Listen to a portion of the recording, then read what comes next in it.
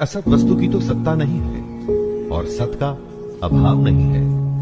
इस प्रकार इन दोनों का ही तत्वज्ञानी पुरुषों द्वारा देखा गया है। दोस्तों, जो झूठ है उसका कोई मूल्य नहीं, मूल्य सिर्फ सच का ही है। समझदार लोग इस बात को समझते हैं, जिसका आना जाना लगा रहे उसके लिए कोई क्या शोक करे। सुख गया तो दुख दरवाजे पर आने के लिए बिल्कुल तैयार खड़ा है। एक के लिए दुख करेंगे तो आने वाली अच्छी खबर के लिए जल्द ही खुश ही होना पड़ेगा। लेकिन अगर आप ज्ञान को समझें तो पाएंगे कि ये दोनों भाव झूठे हैं, इनका कोई मूल्य नहीं। मूल्य है तो सिर्फ आत्मा का, जो निरंतर है और सिर्फ वही सच है। नाश रहित तो तू उसको जान, जिससे ये संपूर्ण जगत दृश्य वर्ग व्याप्त है।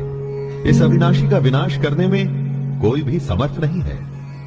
मतलब परमानेंट सिर्फ वही है जिसमें ये पूरा जगत, पूरी दुनिया समाई हुई है, जो सबसे बड़ा सच है। बाकी सब कुछ आता जाता रहता है, सिर्फ ये सच्चाई ही हमेशा के लिए है।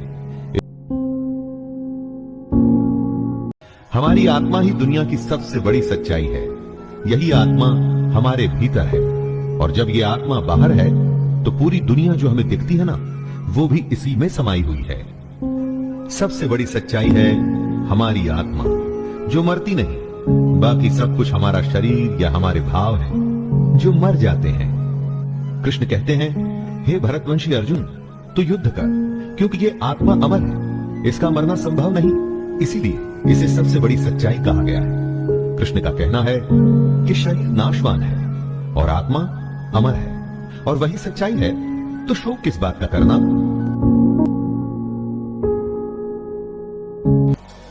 जो इस आत्मा को मारने वाला समझता है तथा जो इसको मरा हुआ मानता है, वे दोनों ही नहीं जानते सच्चाई को, क्योंकि ये आत्मा वास्तव में न तो किसी को मारती है और न किसी के द्वारा मारी जाती है। अर्थात आत्मा सिर्फ होती है, उसका होना ही सच है, बाकी कुछ नहीं। कि ये आत्मा किसी काल में भी न तो जन्मती है और न ही मरती है, तथा न ये उत्पन्न होकर फिर होने वाली ही है, क्योंकि ये तो अजन्मा, नित्य, सनातन और पुरातन है। शरीर के मारे जाने पर भी ये मरती नहीं। आत्मा हमेशा रहती है, हर काल में। बाकी सब कुछ आता है और जाता है।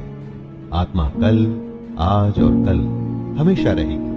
गीता की सबसे गंभीर बात का ये मूल है दोस्तों, जब कुछ नहीं था तो आत्मा थी, जब कुछ नहीं होगा तो भी आत्मा होगी। आत्मा को छोड़ बाकी सब बदलेगा, आएगा और जाएगा।